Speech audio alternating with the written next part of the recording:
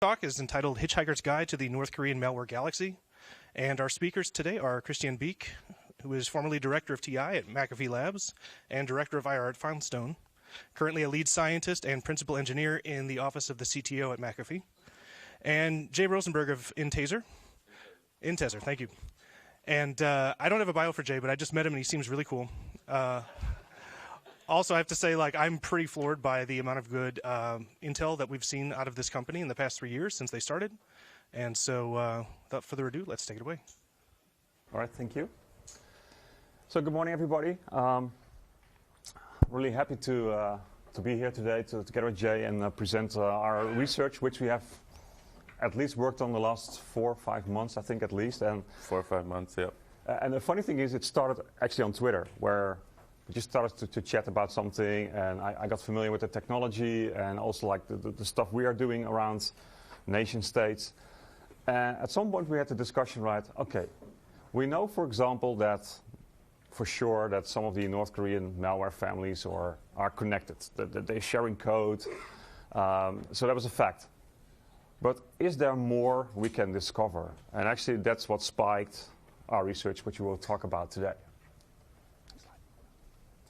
So the agenda for today, well, we introduce ourselves a little bit shortly. And honestly, you can talk about adversarial attacks, but I think in this particular case, it's good to know to have some context. So a little bit of history about North Korean and some context around why you would see some of the attacks happening or why this is happening. We highlight the cyber units, then we dive into the code. No worries, we're not going assembly bit level too much. We give some practical example, like, okay, if you have this knowledge, how you can apply this.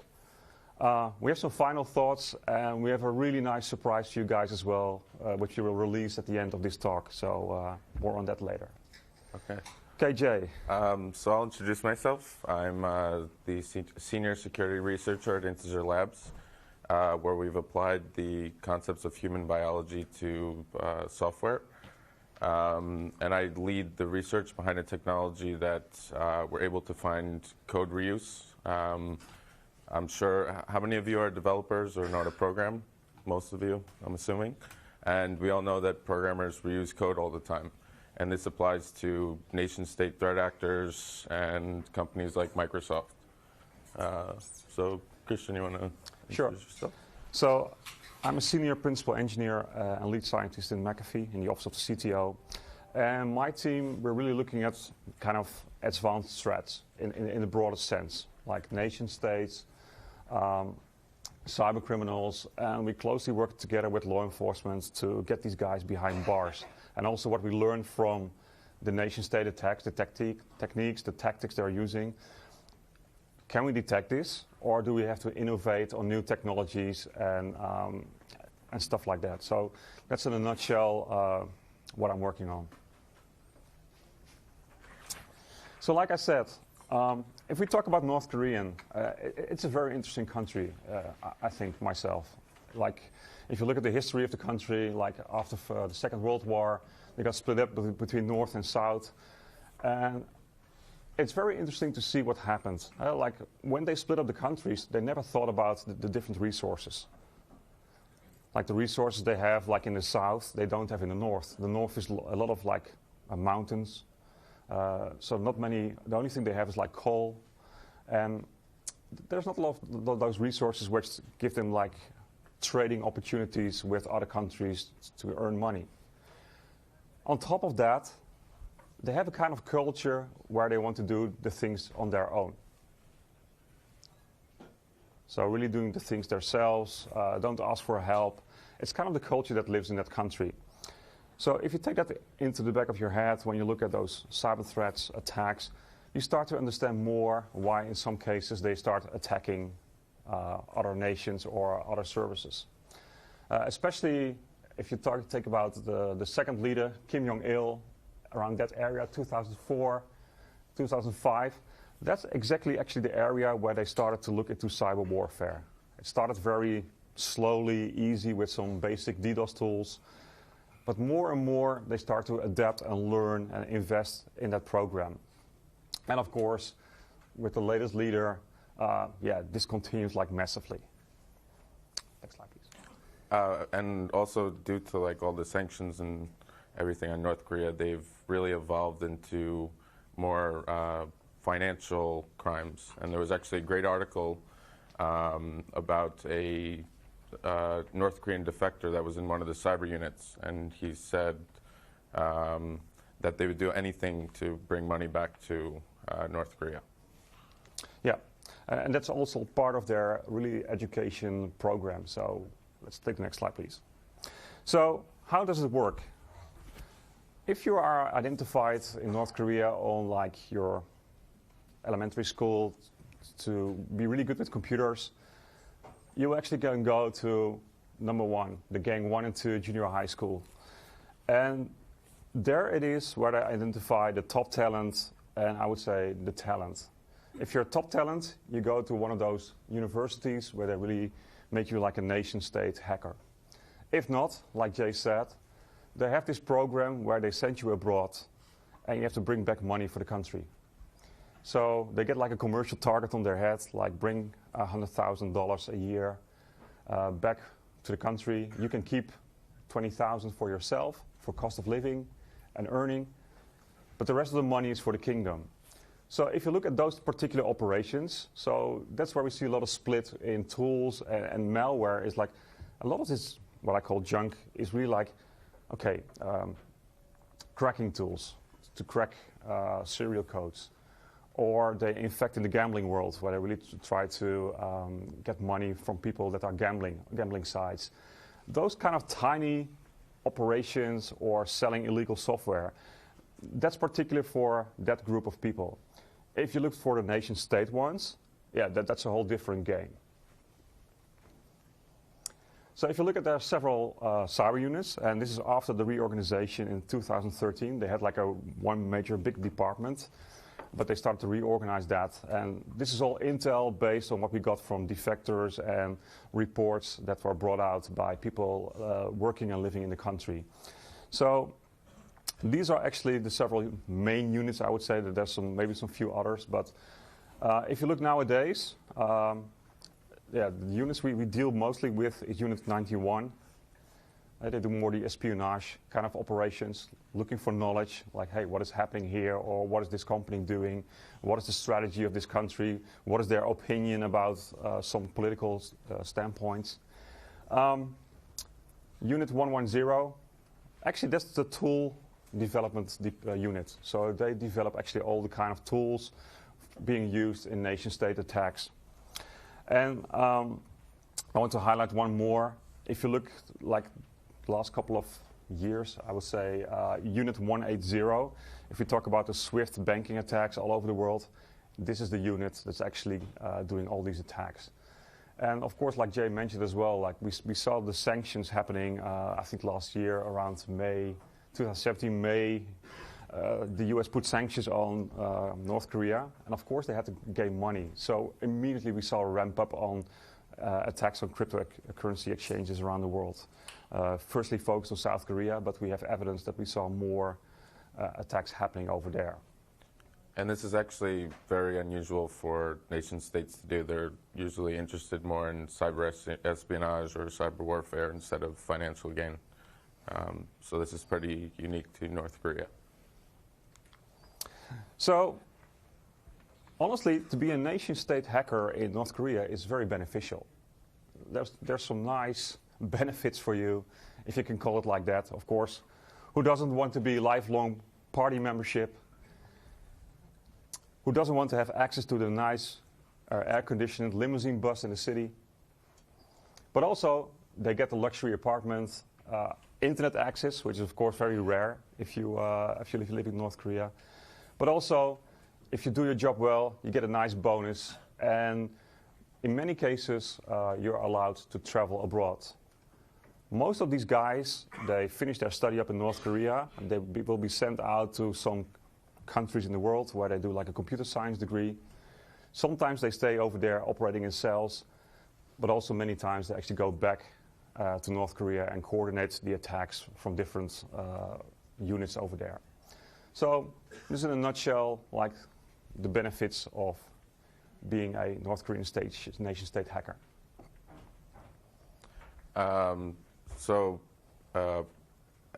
Christian and I we took a lot of samples of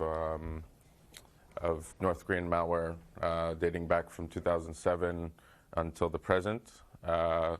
And we checked the code similarity between all of these samples. So this is what we mean by let the code speak. Here is a timeline of different cyber campaigns and malware tool sets used by North Korea. Like you can see the wiper MyDoom in 2009, which actually has links to the WannaCry attack in 2017. Can you go one more back? Oh. And also to put this in perspective, like if you do the research like we did, you want to be absolutely sure that your base set of samples is correct. So what we did is actually we took samples from the campaigns that we were absolutely sure and confirmed by multiple vendors that these were North Korean attacks. So that we started with this base set, and actually while doing the research we were building on top of this and getting more and more data to our research. So in particular, a lot of times when you look at kind of nation-state attacks, people tend to see only the IOCs or TDPs, right? It's like kind of flat diagram where we look at, but actually when I train my analysts around investigations and research about these particular campaigns, I like to use this diagram. Is it the law? No. Are there variations? Absolutely. But typically, we tend to use to look at TDPs, we look at the strings, maybe some file artifacts, and that's it, right?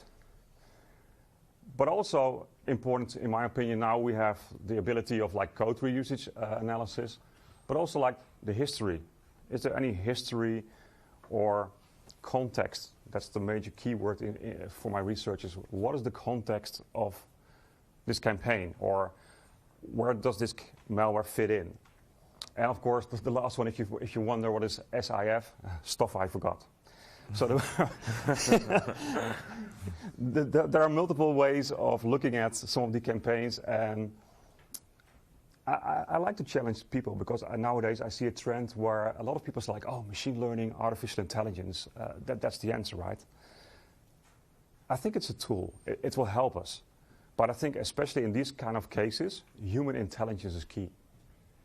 We have analysts in our team, including myself, that are 6-7 years focused on certain nations. That knowledge, that experience, can't be replaced by any machine. And that's why I really try to challenge always my people when we do the research, like, look in multiple dimensions to what you're seeing. Because you might looking only at the assembly code in IDA Pro, but what is the story? I think that's the key question I always ask. What is the story here? And I think that's the same what we did in our research, like, what is the story here? Because we can see that there's a code reusage being done, but what is it?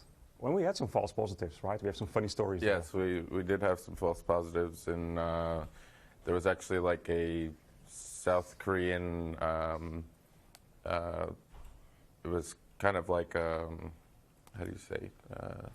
False flag. Onion dog. It's called Onion Dog, and it was kind of done by the South Korean government, and then it kind of spread outside, and it did share some code with North Korean malware, but this was a false. Yeah, it was like a South Korean cyber warfare exercise. Yes. So they did like a cyber warfare exercise in the country. It got leaked out. People started to upload it to VirusTotal, and then suddenly, because of some of the artifacts, yeah, it seemed like it was North Korean, but again, looking at the context, where did it came from, poking around a little bit more, yeah, we found out false flag. So you can't just look at like one piece, like the code or the strings, or you need to know the whole context and all the dimensions involved. So this is the question I always ask as well. Why on earth makes this sense? Famous example, Olympic destroyer. During the Olympic Winter Games, there was like an attack on the Olympic Committee and all their systems. to be shut down. And the first thing, we had some vendors shouting out, "Oh, it's North Korea." And I was like, with all respect, they just had a kind of agreement where they send in their teams. So we had like athletes participating in their winter games. He sent his sister over to be with the opening ceremony. So why on earth would you then disrupt the systems during the opening ceremony? It doesn't make sense, right? Just common sense. And finally, after a few months with some more research from different parties, yeah, there was another actor popping up. So always like this as well, why did it make sense? Well, there was the Gold Dragon. Yeah. There were multiple different types of malware going around during the Olympics, and McAfee did a report on Gold Dragon, which is one of North Korean in the North Korean malware tool set. At Intezer, actually, we wrote a report. We had evidence of Chinese code reuse, but we said this is not substantial, and this is just evidence pointing towards China.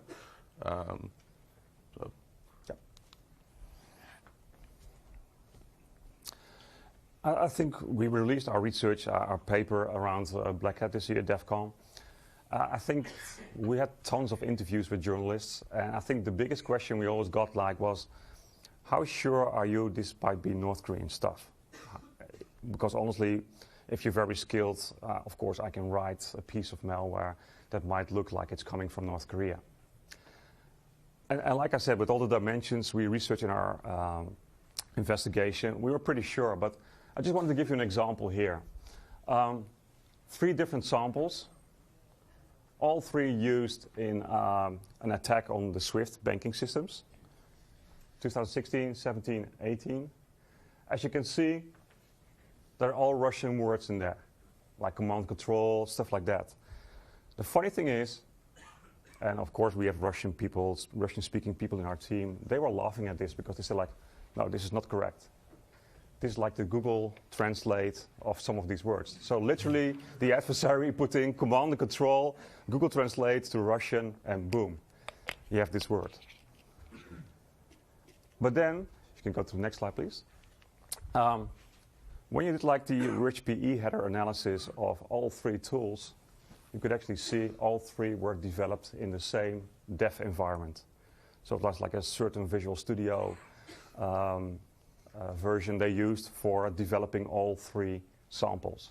So again, false flags, but then if you go deeper, look at the context and where it came from, and in the line of, okay, who would benefit from these attacks? Yeah, easy, no-brainer, North Korea.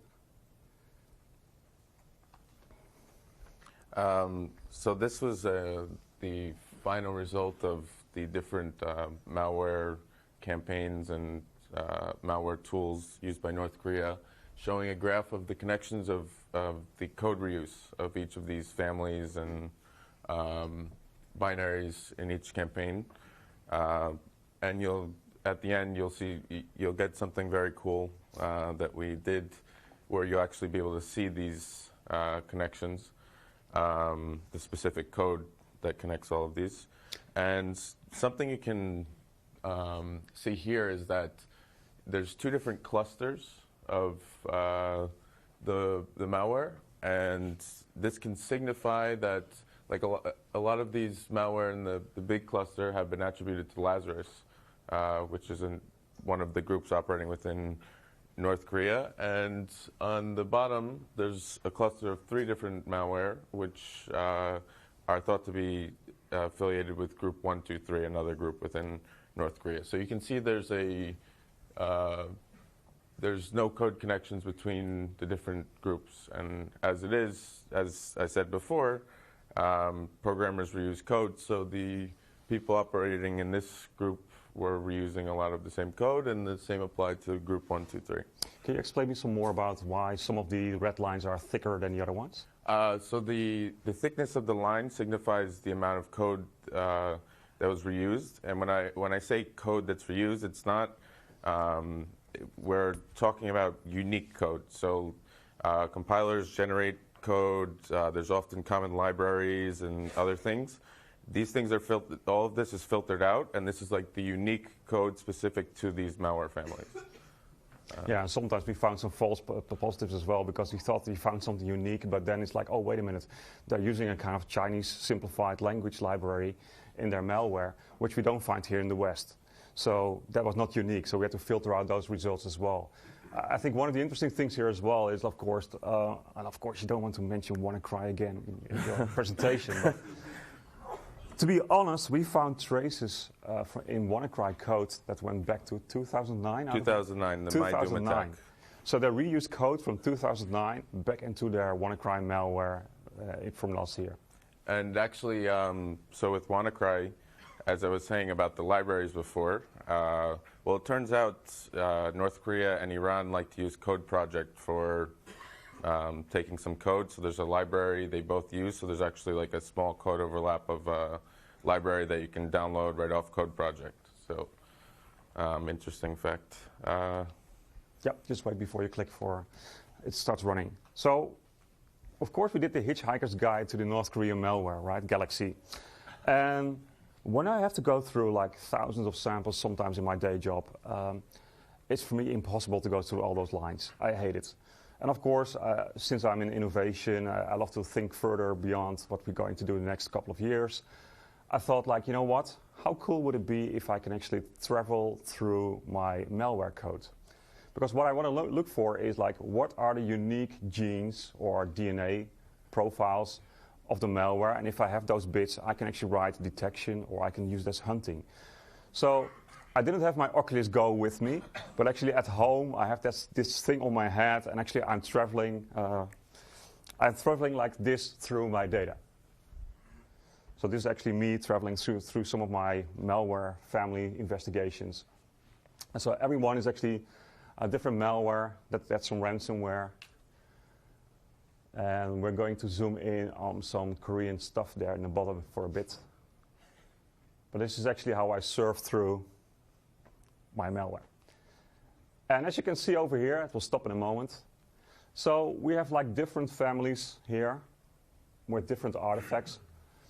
And in the middle, you see the cross sections.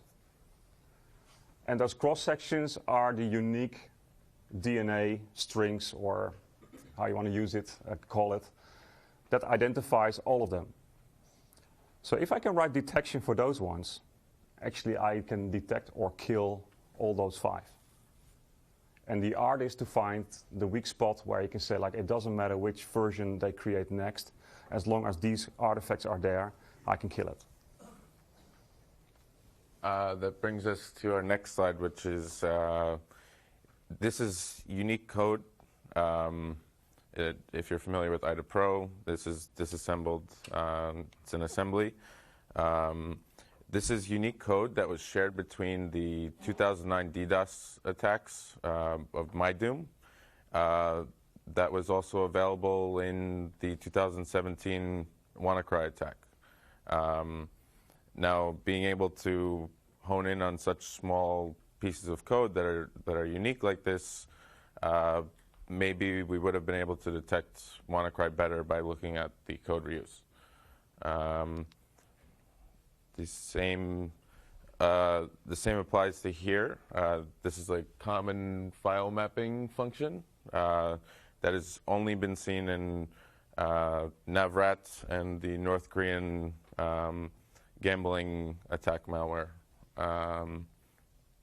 Next, we have a Sierra Bravo, which is one of the tools mentioned by Novetta in their Blockbuster campaign report, and a core DLL bot that creates a net share. And again, when I'm talking about unique code, this has only been seen in both these malware families. Next, in Dark Soul and the recent reports on Fall Chill, here we have a unique file copy. I tried to use code snippets that had strings in them to make it a little easier to visualize. Again, only seen in these 2 North Korean malware families. And then this function kept reappearing in a lot of the blockbuster malware. It modifies the access control list of an object to everyone, the group. Okay. So when you see all this research, right, and I just give a little teaser away already, it's great, right? But what can you do with it? How can I make this actionable? So let's give some examples. Next slide, please. So I'm a big fan of the MITRE ATT&CK model. Is it the holy grail? No, absolutely not. But if you're familiar with the Lockheed Martin's cyber kill chain, this is a more detailed part of the cyber kill chain. And the next iteration from MITRE's attack model, they will even go a level deeper. So for example, if you talk about process injection, they describe the technique now, what it is. But the next will be like really code examples of what the code injection will be. So if you look at the MITRE ATT&CK model, and this is just like a subset. So this is really the techniques that we saw in most of the North Korean malware samples. This is what they're using. So these are the kind of defense evasion techniques, credential access techniques they are using. So if you have this knowledge, there are different ways to look at this. So from a SOC, CISO perspective, you can say like, okay, if I see these kind of techniques being used, what is my visibility? So what tools or what technology will give me the insights, the visibility to detect these kind of attacks? That's one. Or at the same time, where do I have my gaps, right? If I have some of them that I can actually put a sticker on, like, okay, probably with these technologies I have visibility in these areas, but where do I have my gaps and what would be best to address this?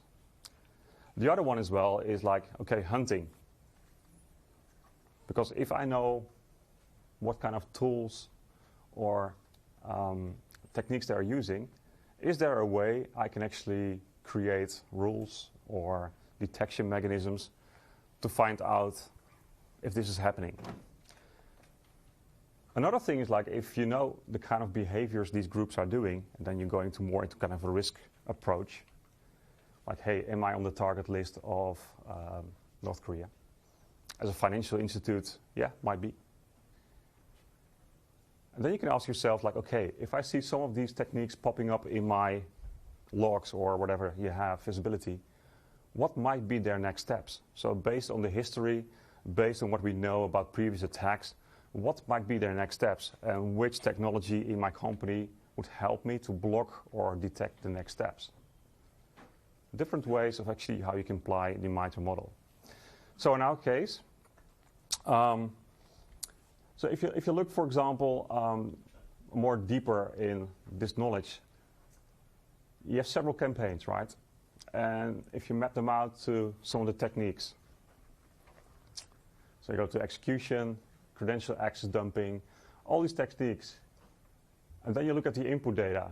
So there must be a command prompt with commands, executables. We have run locations. You have arguments. There's some PowerShell execution. This really tells you a story where you can act upon. And this is what we, in my team, do a lot when we look at campaigns, is what is the story? What is the techniques being used? And is there an overlap? Because if I know where the overlap is, and then you really go into like the operating system level, then I know where I need to focus. Is it in memory? Is it maybe in the process inject, process manipulate area? Those are areas where I can focus then. Yes. So the question then is, which code can be used to create an actor DNA profile? So you saw me, of course, as a kind of gimmick surfing through the code in the Galaxy. But I was also looking at, okay, where is the overlap? And if I have these overlap, can we create detection mechanisms to actually look for hunting? So you can create YARA rules, which will Jay discuss in more depth and detail after this one, but other triggers as well. because I really want to find out what might be their next campaign, or can I stop them from the current and previous campaigns? So this is actually one of the Lazarus Group's signature tactics. They created like a fake TLS profile protocol where you can see like at the top, the WeTransfer.com is the server name identification, but it actually connects to a different CNC. Christian, would you like to? Yeah, and also we see this kind of tactic, like the fake TLS mimicking. We see it a lot. Like many times we see that they are pretending that they are using a TLS, but it's completely fake. It's really one of their signatures, what we find through multiple families as well. Mm-hmm. So what can you do with, like, for example, those small pieces of code that we were showing you before that were shared between the different North Korean malware families? Well, a lot of people tend to build YAR rules off strings. Now, you add a little string obfuscation or something small like that, and the YAR rules stop working. If you're familiar with Kostin from Kaspersky, he actually goes around making a talk called Attribution 2.0, and he talks about using opcodes, like the actual code, in order to build YAR rules. So in order to being able to hone in on such small amounts of code that are unique to these specific malware families, you can find these overlaps, and you can build the YAR rules based off the opcodes of the assembly instructions. Now you see, like in these rules over here, you see like a lot of wildcards, because when we build rules, we take into account maybe the registers are being changed, maybe addresses change in a different binary, so you have to take into account anything that could change depending on, maybe they use a different version of a compiler or whatnot. So like this is we found to be like the better method of building YAR rules off the actual code itself, and not just strings you may find in a binary. Yeah, and I think we've tested this thoroughly, like creating those rules in opcode, and I would say there's hardly any false positive. If you really, but the research before to find that unique piece, that's taking a lot of time. But the moment you have it, and actually you can create it, of course it takes time to build a YAR rule like this, because you definitely have to look into like Intel CPUs, manuals, or okay, the registers, and okay, what is the code for a jump? How to write that opcode here? What is the number?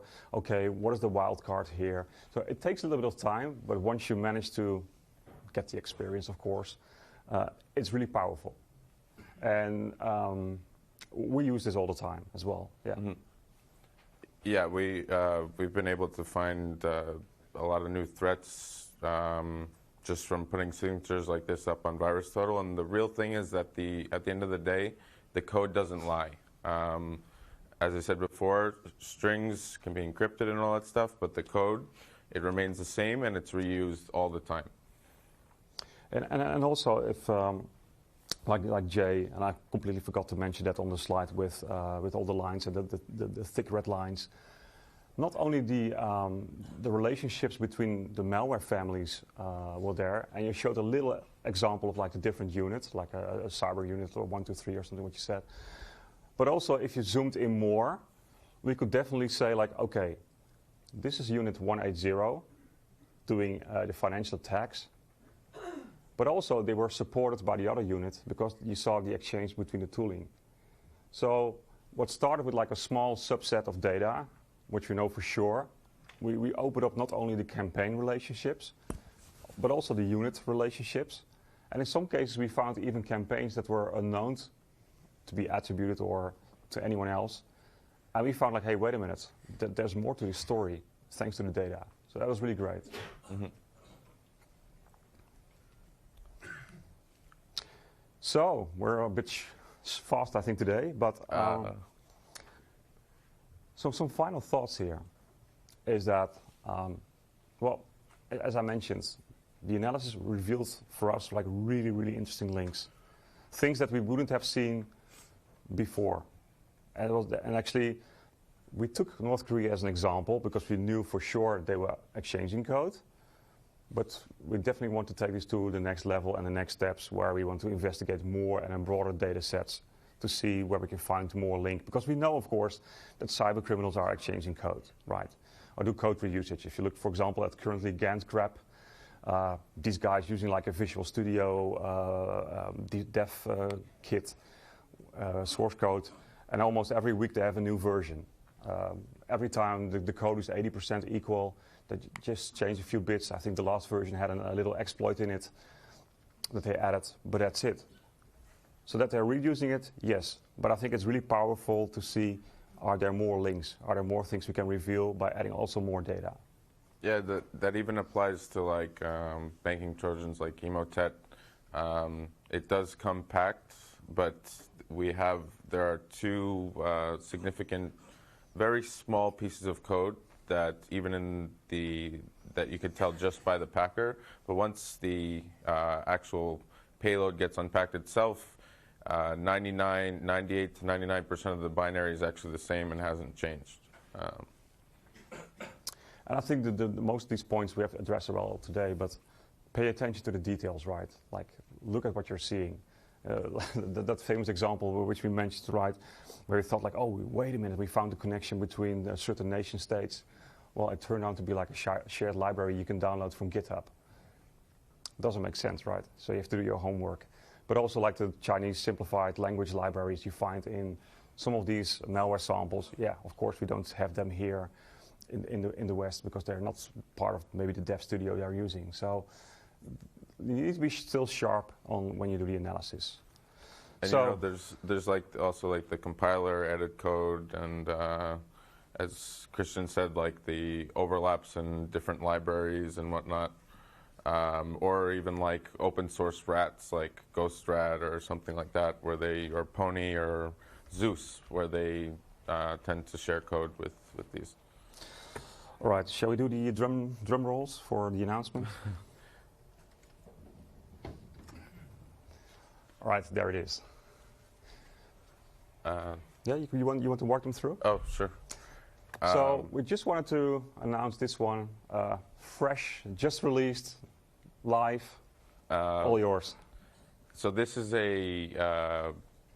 with the research. This is a new release that we're releasing at BlueHat. So this is a timeline with a lot of the North Korean malware families and attacks, in which you can actually go in and see maybe like the code reuse for each one. Let's just do WannaCry because that's the. You want to do something? Oh. Maybe let's check My Doom.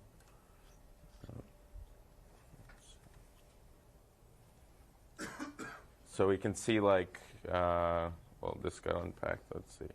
So My Doom was an attack in 2009. There was a DDoS attack, and also they added a wiper component. So we can see like the related samples that are also in the My Doom family and their actual shared unique code. And then if you look, we can see related samples to other Lazarus malware families, like we see a lot Sierra Bravo. We can go check out another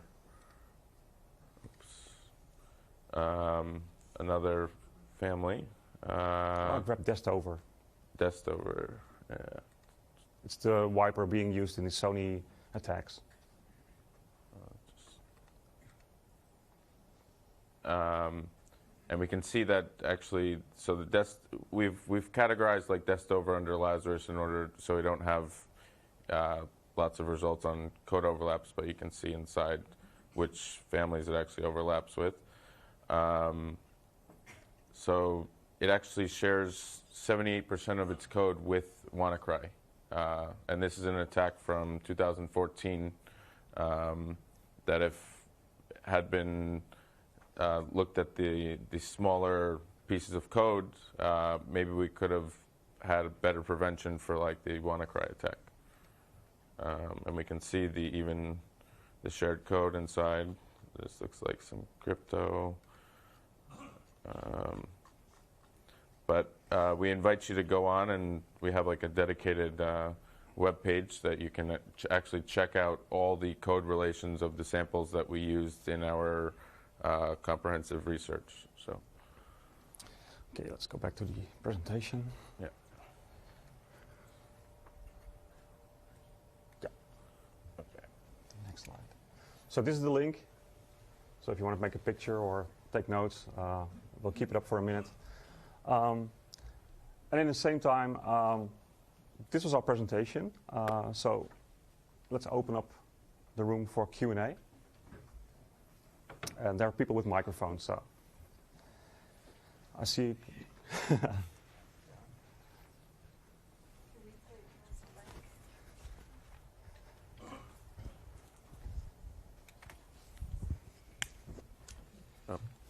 Hello. So I'm sure that nation states will obtain weaponized malware from other nation states and try to do false flag operations from it. But have you been able to correlate evolutions in one nation state's TTPs because they've been learning from another nation state?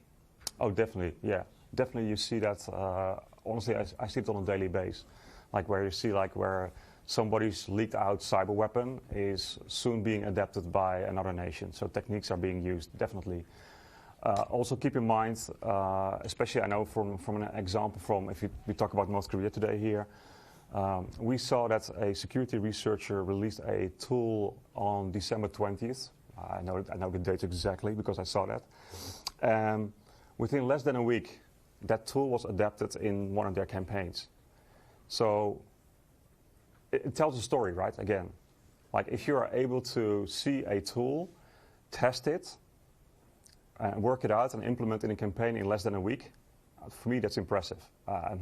Not many dev teams are able to do that. So it tells you about the capacity. And also if you look at, for example, North Korea, but also Iran, like where they started and where they are now, it's interesting to see how these nations develop their cyber offensive capacity. And I think that's definitely an area of interest.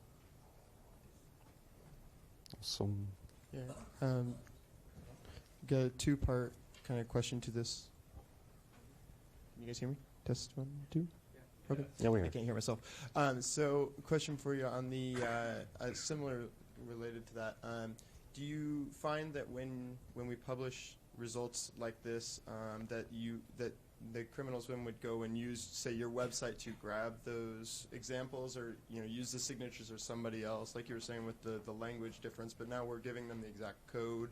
I mean, obviously they could probably dissect the same things that you guys are decompiling and whatnot. But do you find that we're kind of fighting an uphill battle by publishing our findings and the signatures and the things we use to identify them, that it gives them more tools to kind of hide, or adds to their tool set? There's always a balance between when you publish yes or no, right? And I know, for example, for Jay and their company is different, but because they're really focused on the technology. But if you look at, traditional company like us, we always inform or actually reach out to law enforcement to say, like, hey, we found this operation. Do we interfere with an ongoing investigation? And always like, hey, this is what we want to publish. Are you okay with it? And we don't want to give away too much. Like you want to inform the customers and that you protect them. And on the other hand, you don't want to tip off too much around like what you found. So that's always a balance that we need to find and what we need to discuss in our teams. So, you have a question? Oh, another one. Yeah, hi. Organizations using your service and your data around code reuse, have they been able to use that information to make a case for attribution against a particular actor and take that information to a law enforcement agency to successfully go after a particular actor? Well, I can tell, like, from one of our clients, actually, they were able to generate, they got sent a file, they uploaded it to our system, they found some code connections to a known malware, and they were able to, like, generate YAR rules directly from, like, the unique code to the specific malware, and then they searched it across all the computers running in their network, and they were able to easily find other computers that had been infected with this known malware. Is that? But also to your point, yes, but I see it as a part of my toolkit. So it's not like a couple of times I hammered in like it's about context. So this is one part of the evidence, but also you need to look at what is the other evidence I have. And indeed, by using this, I have a stronger way of putting the similarities together. And then combined with the other TDPs or evidence we have, or maybe law enforcement may have, because that happens a lot, right? They have evidence, and we have the experience. Because they are law enforcement people, good in actually like banging down doors with a SWAT team, grabbing computers. But we are investigating like malware and threats for years. So combining that knowledge, that private and government relationships, I think it's very successful. Last year, for example, we did a SWAT team in Romania where we arrested a gang of ransomware actors, thanks to the research of both. Like law enforcement had evidence, but we had also evidence. We combined it, and then we could actually find who's behind it, and we arrested the guys. So we're getting more and more successful in those areas. Yeah. It comes a lot down to like what Christian was talking about the different dimensions and the whole context of everything, like from the code to the artifacts and. Yeah. Thank you. There was a question there. Yeah, I wanted to ask about the visualization tool you had. Oh, can you hear me now? Yeah. The visualization tool you had, where you're flying through the galaxy, pretty neat, by the way. Is that like a released product you have? And no. Also, no. Sorry.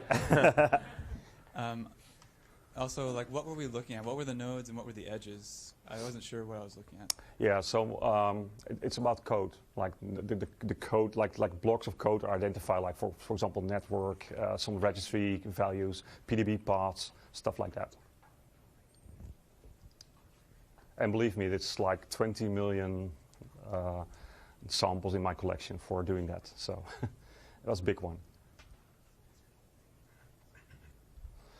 Any more questions? Oh, there's one in the back. Yeah. So the finding that you had in terms of identifying the common codes that has been used, is it released to open source community so that they can take that your finding and probably build their own detection mechanism or maybe machine learning so that they can identify if those are running into their environment?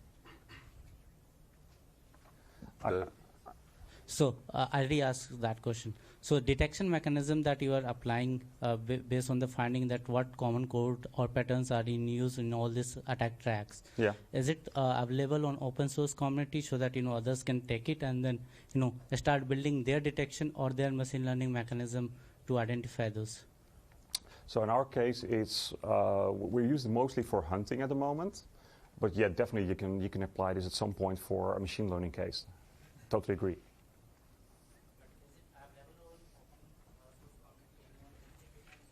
You guys have a community version. Yes, right? so there's a community version. So like if you go on that timeline and you're interested in North Korean malware, you can go there and you can actually see the unique code and build Yara rules off them and maybe integrate it into one of your security products.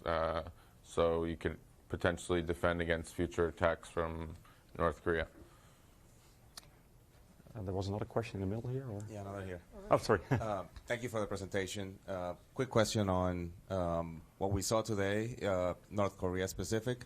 Would you say that the majority of it applies to other nation states in terms of identifying hackers early on and providing them extra benefits and the tactics that they use? Would you say they're similar or different? No, I think North Korea is pretty unique on like doing the financial attacks. That's pretty unique characteristics. If you look at other nation states, it's more like Jay also said, like the classic cyber espionage warfare you're seeing. It's like or it's used as making a statement, like, hey, we don't agree with what's going on in the region. Let's make a statement. Or they're using it like in different ways, and then also the code reusage is less.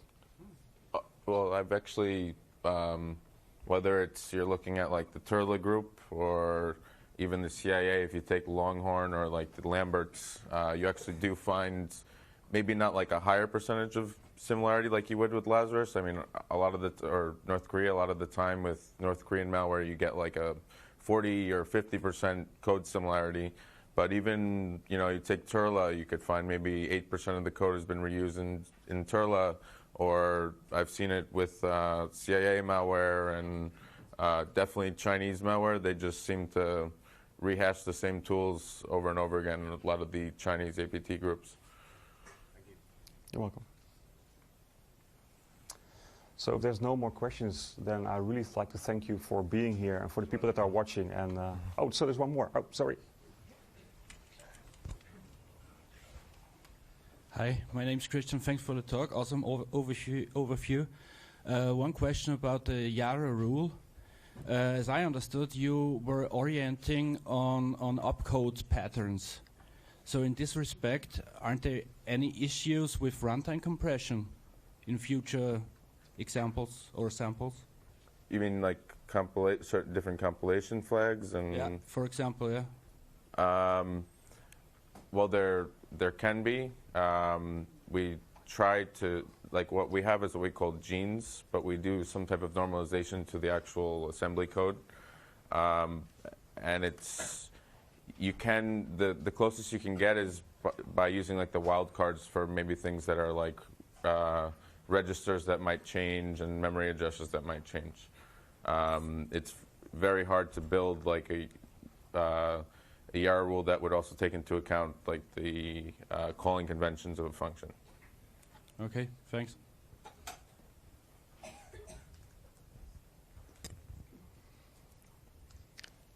There's one more question in the middle. We have 30 seconds, so I'm not sure how. Oh, that's fine. That's fine. All right. Thank you. Thank you very much.